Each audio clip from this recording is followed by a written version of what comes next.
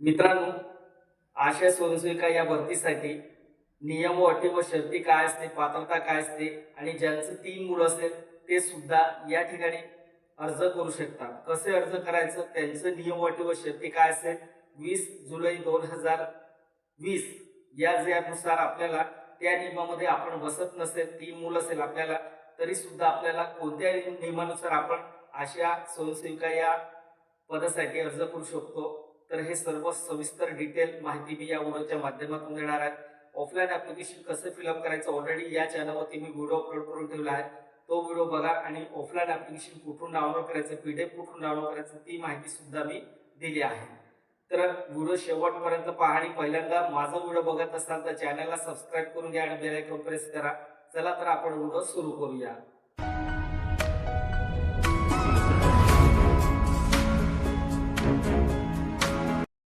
तर बघा मित्रांनो, व शर्ती काय आहेत हे सर्व सविस्तर माहिती आपण पाहणार आहोत. तर व्हिडिओ शेवटपर्यंत पहा आणि जे आपल्याला GR मध्ये नियम आहेत तेही आपल्याला बघायचं आहेत.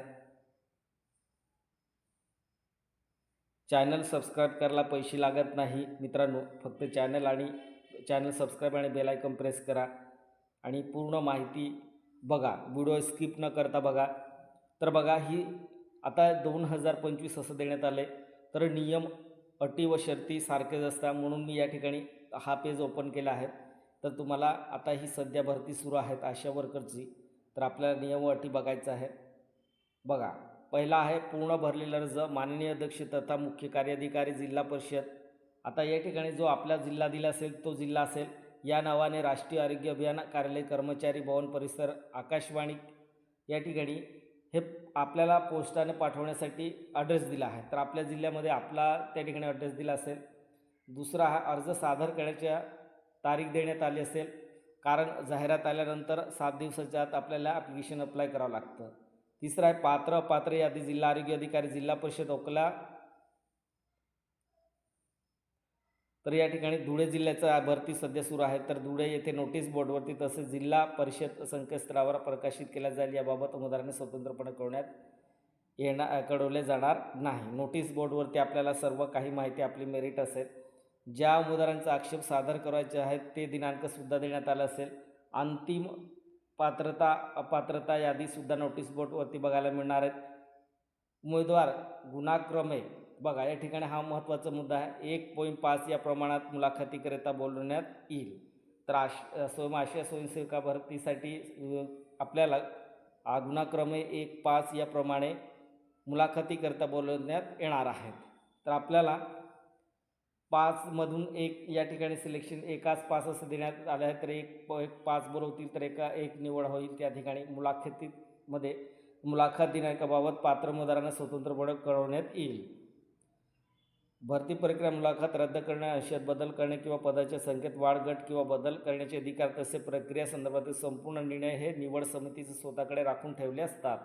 सदर पदाच्या बाबतीत पुढील सर्व माहिती जिल्हा परिषदवरील वेबसाईटवर प्रकाशित करण्यात येईल. त्याकरिता कोणताही पत्रव्यवहार कार्यालयातर्फे उमेदवारास केला जाणार नाही. त्यामुळे जाहिरात प्रसिद्ध झाल्यापासून अंतिम निवड होईपर्यंत सदर वेबसाईट पाहणे ही उमेदवारांची जबाबदारी, याची नोंद घ्यावी. म्हणजे आपल्याला कुठलीही अपडेट मिळत नाही, आपल्याला वेळोवेळी या ठिकाणी अपडेट राहावं लागतं. आता तुम्ही ज्या जिल्ह्यामध्ये अर्ज करत असाल तर मी वेळोवेळी या चॅनलच्या माध्यमातून सर्व भरती कंप्लीट होईपर्यंत मी वेळोवेळी जशी अपडेट आले लगेच व्हिडिओ अपलोड करत असतो. तर चॅनल सबस्क्राईब आणि बेल आयकॉन प्रेस करून ठेवा, म्हणजे तुम्हाला कुठे नोटीस बोर्डवरती बघायची वेळ येणार नाही. आपल्या मोबाईलमध्ये नोटिफिकेशन येणार आहे आणि लगेच तुम्ही माहिती बघू शकता. तर सदर पद हे निवड मोबदला तत्वावर असून शासन सेवेत कधी नियमित करण्यात येणार नाही, हे लक्षात ठेवायचं आहे. केंद्र शासन व राज्य शासन मोबदला कार्यधारित असून केलेल्या कामानुसार दोन्ही प्रकारचे मोबदला दरमहा वेगवेगळा अदा करण्यात येईल. शैक्षणिक पात्रता आहे, किमान पदवीधर असणे आवश्यकता आहे. उत्तम शैक्षणिक पात्रताधारक प्राधान्य देण्यात येईल, म्हणजे ज्यांचं एज्युकेशन जास्त असेल त्यांनाच या ठिकाणी पात्रता देण्यात येणार आहेत. वय हा 21 ते 38 वर्षापेक्षा जास्त नसावे. जाहिरात प्रकाशित केलेल्या दिनांका वयोमर्यादा आणि ग्राह्य धरण्यात येईल, म्हणजे जाहिरात प्रसिद्ध झाल्यापासून वयोमर्यादा ग्राह्य धरल्या जाणार आहेत. संगणक ज्ञान, MSIT उत्तीर्ण आवश्यकता आहे. टायपिंग मराठी इंग्रजीत 30-40 टायपिंग उत्तीर्ण असणे आवश्यकता आहे. अनुभव वर्ड अँड एक्सेलचे काम केलेले अनुभव असल्यास प्राधान्य आणि सदर पद महिला उमेदवारास राखीव राहील. लहान कुटुंबाचे प्रमाणपत्र सादर करणे आवश्यकता सोबत जोडलेल्या नमुन्यानुसार तुम्हाला या ठिकाणी द्यायचं आहे. सद्यस्थिती कार्यरत असलेल्या आशा स्वयंसेविका तसे गटप्रवर्तक यांना प्राधान्य असेल. आता या ठिकाणी बघा, तुमचं 3 मुलं असेल तर 3 मुलं तुम्ही एका दत्तक दिल्यानंतर आपण या पदासाठी अर्ज करू शकतो. महानगरपालिका क्षेत्राकरिता आवेदन करणाऱ्या उमेदवाराकडे दुचाकी वाहन असणे व दुचाकी वाहन चालवण्यास कायमस्वरूपी परवाना असणे आवश्यकता आहे. तर बघा, महानगरपालिका क्षेत्रामध्ये भरती असेल तर आपल्याला हे नियम आपल्याला लागू करण्यात आले. दुचाकीचा परवाना असणे आवश्यकता आहे. तसेच महानगरपालिका कार्यक्षेत्रात काम करण्यास सक्षम असल्याबाबत फिटनेस प्रमाणपत्रसुद्धा तुम्हाला द्यावं लागणार आहे.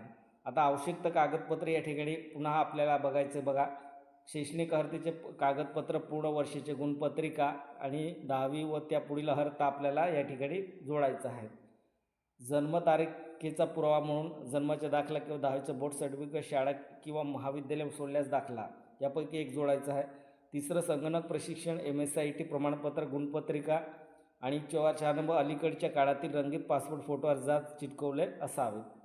5वा, जाहिरात सोबत जोडलेल्या नमुन्यानुसार अर्ज सादर करावा. 6, महानगरपालिका स्त्रिया गटप्रवर्तक पदाकरिता अर्ज करणाऱ्या उमेदवारांना स्वतःजवळ दुचाकी वाहन असल्याबाबत स्वयंघोषणापत्रसुद्धा जोडायचं आहे. या पद्धतीने आपल्याला सर्व काही डॉक्युमेंट आपल्याला जोडावं लागते आणि जेव्हा आपलं ॲप्लिकेशन सबमिट झालं तर त्या ठिकाणी आपल्याला बोलवण्यात येते आणि इंटरव्ह्यूची डेट दिली जाते. त्या दिवशी आपल्याला हजर राहायचं आहे आणि इंटरव्ह्यूमध्ये आपल्याला चांगले मार्क्स आणि आपण चांगलं इंटरव्ह्यू केलं तर 100% आपल्याला या ठिकाणी आशा स्वयंसेविका या पदासाठी आपण सिलेक्शन होऊ शकतं. आता त्यांचा मोबदला कसा मिळतो मी ऑलरेडी व्हिडिओ या चॅनलवरती अपलोड करून ठेवला आहे.